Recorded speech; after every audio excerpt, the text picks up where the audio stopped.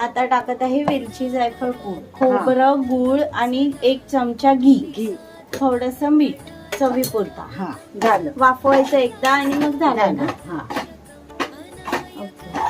कच पीठ वाफवून घेतलं ते. जेवढं वाटी पीठ तेवढं वाटी पाणी हे घ्यायचं यामध्ये. हा आणि आता आणि ते मिक्स करायचं आणि झाकण ठेवून वाफवायचं.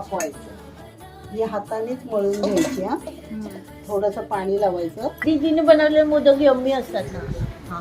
असं कान दीदीच्या कॅमेऱ्यात का बघतोय. पीठ मळून झालेलं आहे. आता हे मोदक करायला.